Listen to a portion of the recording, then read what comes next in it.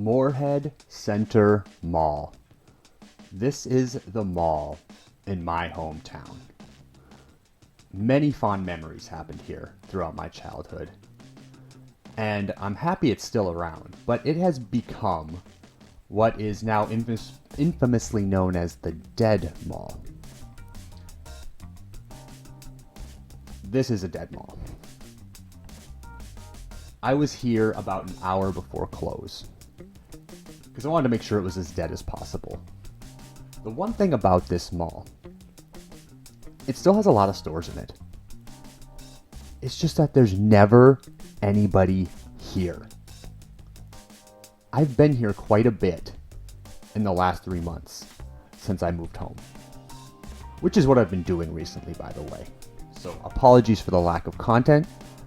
It's because I've been in the process of moving across the country. Going back here is like a time capsule. As you can see, the overall appeal of the place is very retro. It's not changed much in terms of look and feel. What we're looking at right here was the last remaining anchor that has now closed, called Herberger's. It was a massive department store. It's gone now. So this is a mall with no anchors. That is actually the only anchor tied to this place. This mall was built sometime in the 70s. I could not figure out when. But it's the 70s era for sure. And the decor, I don't think, has ever been updated since it was built. The flooring, the brick, just all screams 1970s. Mid-1970s, I'd say. You'll see there's no one here, but there's still active businesses in this place.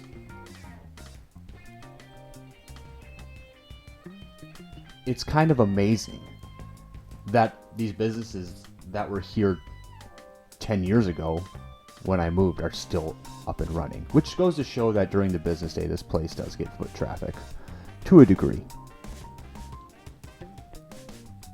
There are also a lot of empty spots.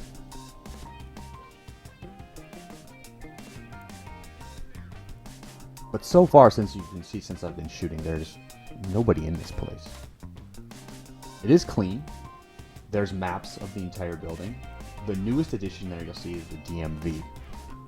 The DMV took up 3 empty spots in this place and brought a little life to it that way. There's also lots and lots of arts and craft stores. And like that one you saw there, that quilted bug, is just a room with tables that I think a group of people rent out the space and quilt together. There's a lot of that too. One thing that's really cool, and you'll see it down the line here, is there's a RC racetrack in this place. There's a group of RC enthusiasts that rent out a couple of places and built this massive track. Really cool stuff. This is the new DMV here.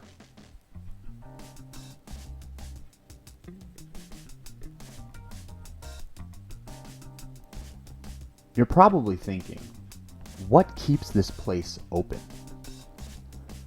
Without an anchor, with the stores that are there, that are all closed far before the mall closes, which that's the funny part, is there's not a single thing open in this place an hour before the mall closes. Everything closes around 5 or 6 o'clock, and then the mall closes on weekdays at 9. It's just an empty space in that period. The entire time I was here, I saw one person walking around who was just waiting for the bus, it looked like. So he was staying warm, and a couple of janitors. One of the coolest things about this mall, and I think this is because it was after hours and a couple of guys were cleaning, they were playing like Smashing Pumpkins, Alice in Chains. I mean, awesome music. I heard Pearl Jam. It was so much fun walking around taking this. I wish I could have had some audio, but I didn't want to, get hit with that and have that be an issue with me being able to upload this. This was the pretzel maker for many, many years. It has been closed now for well over a decade, and you'll see it's just this empty storage area now. It was the last food place in the mall that I remember, and it closed down mid 2000s, I want to say. Since then, though, there has a place that's opened up, and it's a barbecue shop right next to it. It's been closed every time I've been there, so they are not open late or anything like that, but it's there and it's active. Going back to the mall not having an anchor and being closed most of the night, you know, you might wonder why this place even exists or how it exists. Well, it's the home to City Hall for the city. And it is the one thing I can think of that has kept this place going as long as it has. Now, there was talks in late 2019 about them selling the property and moving. There's been talks and news about renovating the entire downtown of Moorhead. But I mean, the last news articles I could find were late 2019 on that, nothing new. So, who knows? You know, the fact that the DMV just came in here and stuff, I think this place is going to be around for quite a while.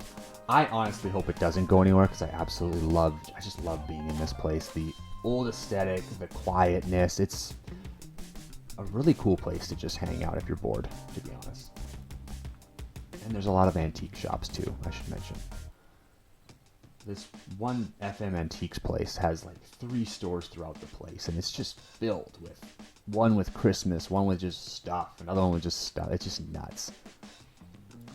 One thing that's been in this mall forever and isn't going anywhere is what you'll see here in just a moment. It's right to the left of me as I walk here. There it is, Nails Pro. This place has been here since I was a kid. That ain't going anywhere. In the 90s, this place was hustling and bustling with people. It died when West Acres, which is on the other side of the river in Fargo, North Dakota. Fargo and Moorhead are basically the same city, by the way. They're just in 2 different states right on the border. It is a massive mall that still does very, very, very well in Fargo. And once it renovated in the, I think it was late 90s, early 2000s. It was late 90s, I believe. Neither here nor there. Once that happened, this place, the whole downtown area of Moorhead died. 13th Avenue started to explode. Other stores came out there, like Gordman's, you name it. And what was once farmland now is just a sea of the most busiest place in the city in terms of shopping and retail. So there isn't much for retail in Moorhead.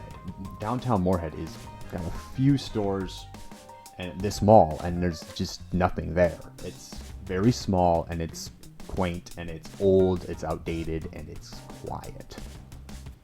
Very, very quiet.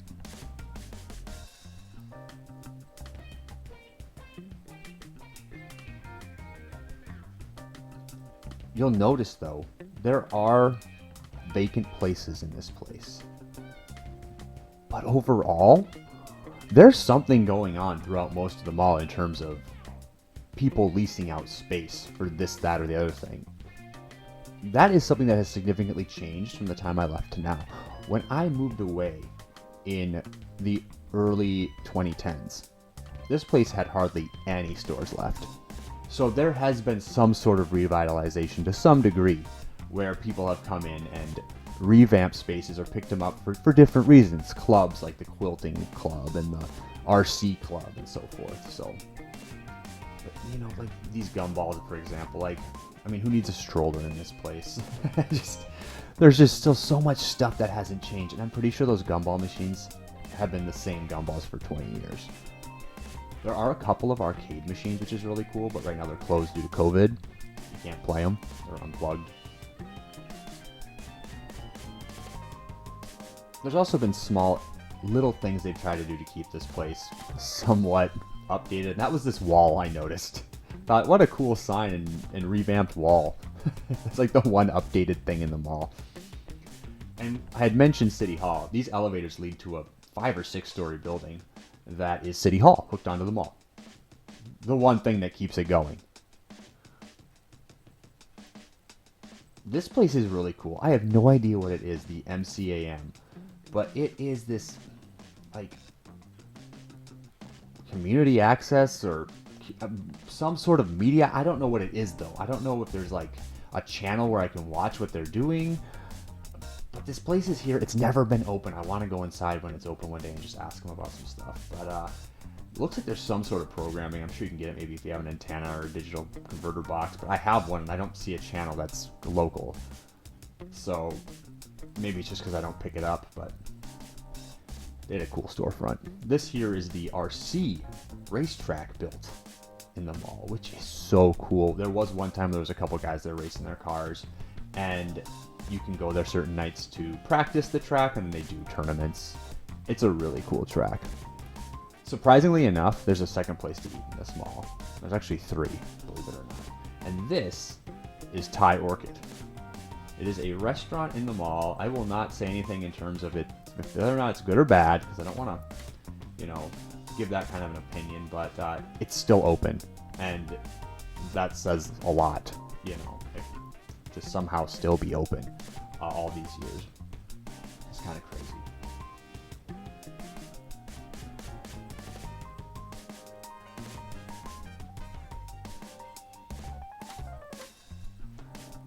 That is my fiance walking around.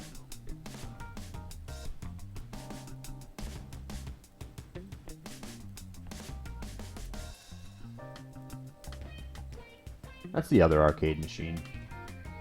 Again, closed due to COVID.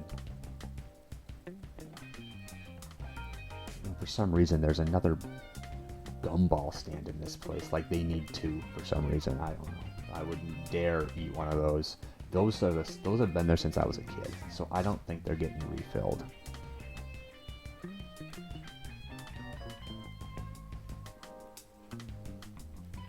And this is just a close-up of that anchor that's now closed. I don't think anything will be coming of this space. Now, the one thing about the hustling and bustling mall, West Acres across the river, is they also had a Herberger's anchor, and that anchor is now closed too. So this business went completely under, and is no more. But it's sad to know that was the one thing that really brought traffic. So this is the third place you can eat, and this is Vic's, a dive bar that still exists, and it's still probably the busiest place in the entire mall, and what probably keeps it alive.